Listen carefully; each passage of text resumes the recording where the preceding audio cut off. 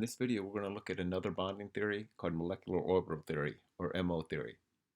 Within this, we're going to consider how bonding and anti-bonding molecular orbitals are used, and we're going to look at examples involving both sigma and pi molecular orbitals. We're going to use this for only a small number of examples. We're going to be looking at diatomic molecules. An important part of the process will be using what are called energy level diagrams and to obtain information such as the bond order. Let's think back when we were using Lewis structures.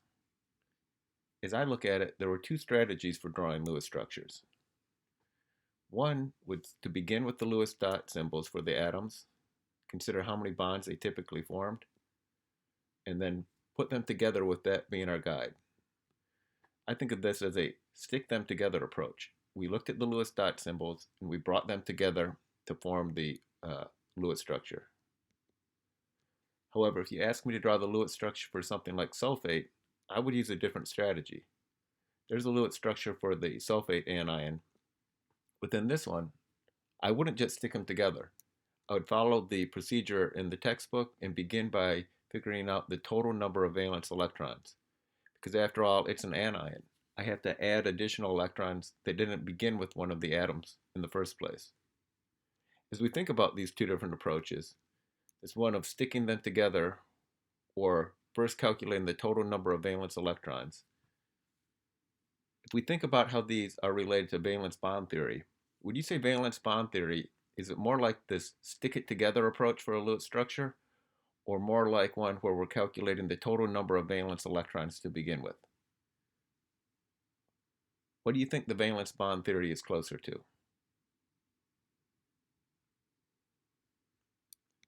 In my view, valence bond theory is closer to this stick them together approach. Because what we did was we identified the hybridization as necessary for particular atoms. In this case, whether I was looking at H2O, NH3, or CH4, all of those central atoms are sp3 hybridized. I then would calculate and look at what the orbital diagrams would be. It might involve promoting electrons. And I saw in those cases, those really matched up closely with these Lewis dot symbols. I could then take, for example, hydrogen atoms that were in 1s orbitals and see how that would lead to overlap with these different sp3 hybridized orbitals. To me, I was sticking them together. Molecular orbital theory, I envision that more as one where we're going to consider the total number of valence electrons. This approach involves a total number of valence electrons. When we form a molecule or an ion, we'll find that the electrons are not owned by one of the atoms. They are part of the entire molecule. In fact, with molecular orbital theory, we will not even retain the atomic orbitals. When we form the molecule, the atomic orbitals will combine to form new molecular orbitals. And we're going to use this approach for simple diatomic molecules and ions. Things like F2 or the N2 cation. We won't be starting with the Lewis structure. We don't really need one for these simple molecules. So let's first consider, what does it mean to say the atomic orbitals will combine to form new molecular orbitals? We've already done that a little bit. Within valence bond theory, we combined atomic orbitals to form hybrid orbitals at times. Maybe sp2, maybe sp3. Within molecular orbital theory, atomic orbitals from different atoms are used to form molecular orbitals. Within valence bond theory, the hybrid orbitals were within the same atom. Now we're going to be bringing atoms together and forming molecular orbitals. So let's look at this example. Let's say I want to explain the bonding in H2. I'm bringing together two hydrogen atoms. I'm bringing together 1s orbitals. I'm going to use these to construct molecular orbitals. Now, what is an atomic orbital? If we think back, it's like a standing wave. Recall that electrons have characteristics of both a particle and a wave.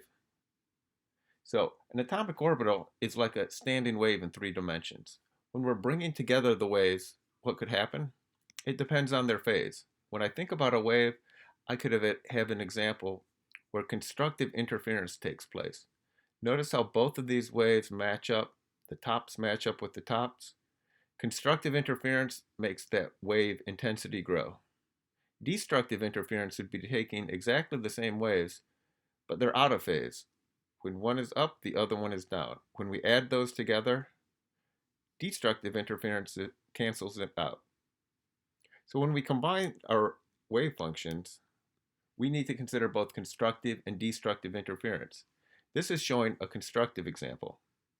As we bring them together, notice it's leading to electron density in between the two atoms. When constructive interference occurs, electron density is found between the two nuclei, and a bond forms along the internuclear axis. This is a bonding molecular orbital.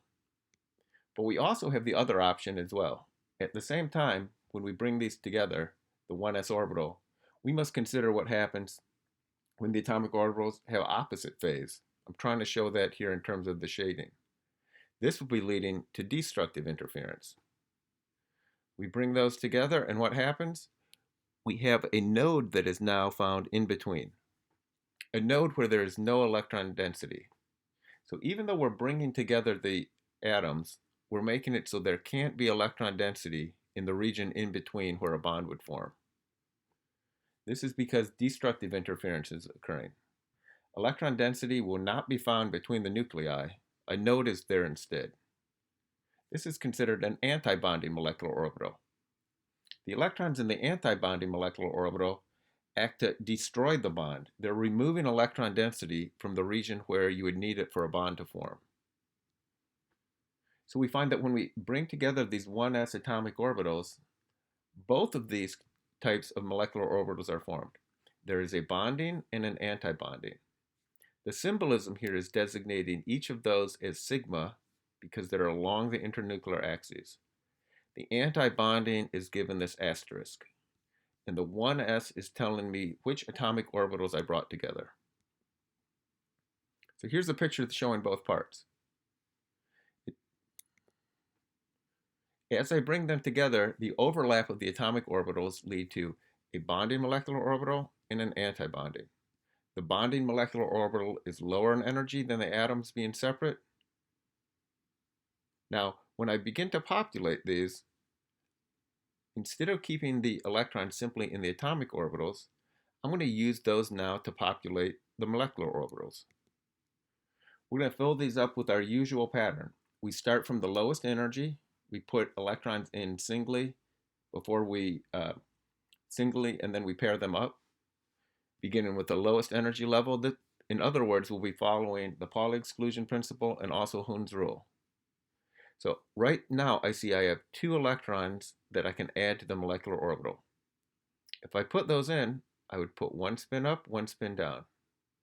I see that I initially had 2 electrons in atomic orbitals. Now I have 2 electrons found in the molecular orbital. If I want, I could conceive these as just vanishing away because I no longer have electrons in those atomic orbitals.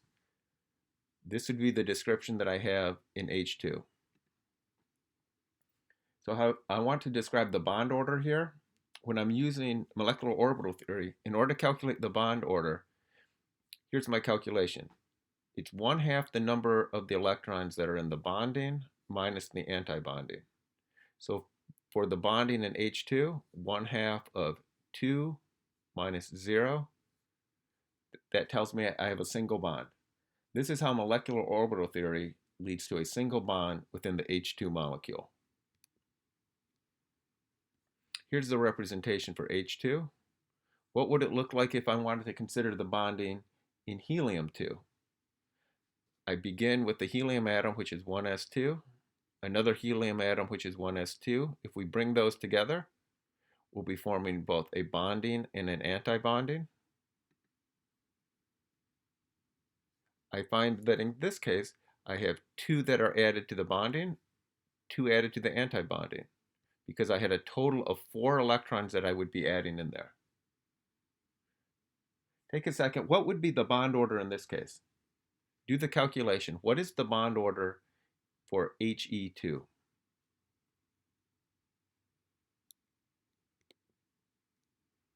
How about this example? What atoms are being combined here?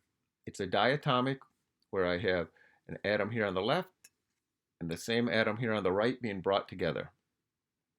What atom do I have here? I think this is describing the bonding that I would have in Li2. Lithium is 1s2, 2s1. That's what I have on each side.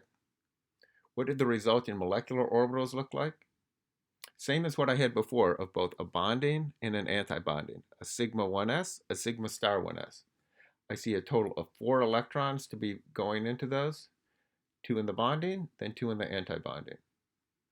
Above that, I see exactly the same pattern repeating, but now it's for the sigma 2s and the sigma star 2s. These ones that were combined with the 1s electrons, those are lower in energy. These would be describing the core electrons, and these would be describing the valence electrons. What I'd like you to do is give it a try calculating the bond order for these. And by these, I mean the one that is shown here for Li2. Or what if it was an Li2 cation? In that case, the only difference we'll make is we'll remove an electron from one of these molecular orbitals. Which one? We'll remove it from the higher in energy. Li2 minus means we add an electron. Or beryllium-2 or the helium-2 anion.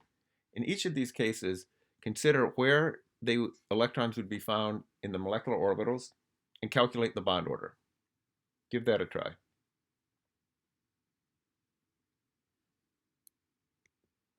These are my answers for each. Li2, I had a bond order of 1. Beryllium-2, a bond order of 0. And then in the other cases, all examples where the bond order is 1/2.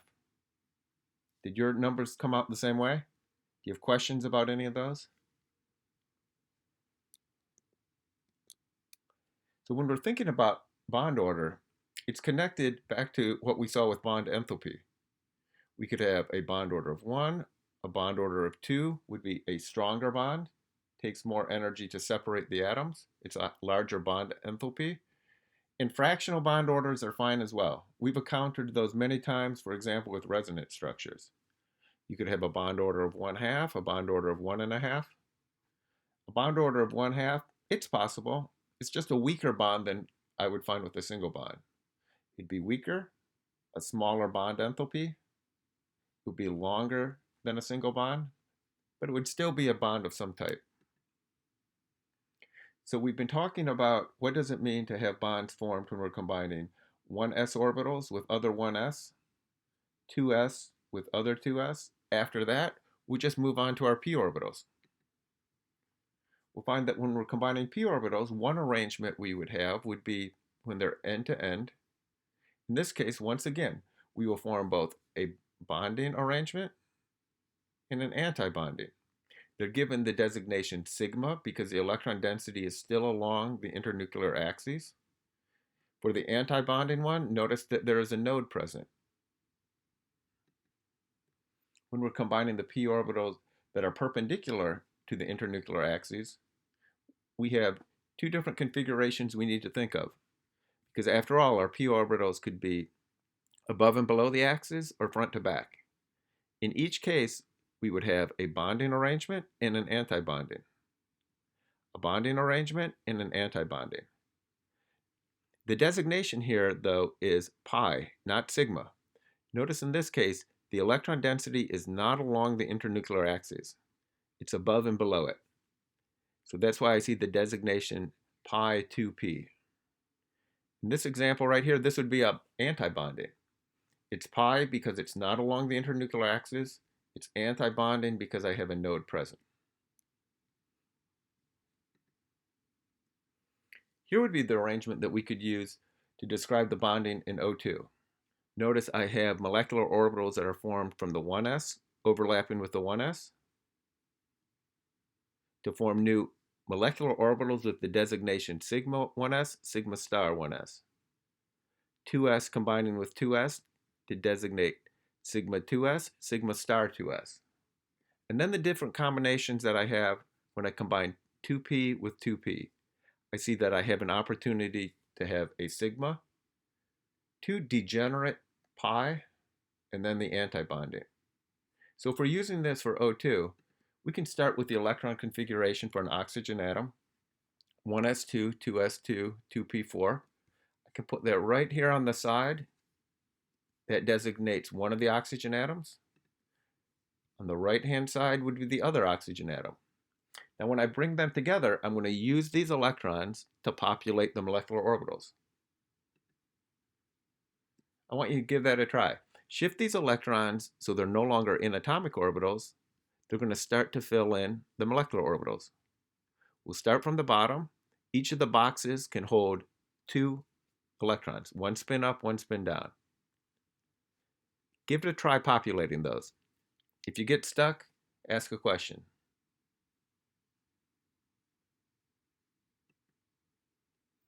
Did your analysis lead to a bond order of 2? Our other approaches, whether it was a Lewis structure or valence bond theory, suggest that oxygen has a double bond, a bond order of 2. Did your analysis using molecular orbital theory lead to the same thing?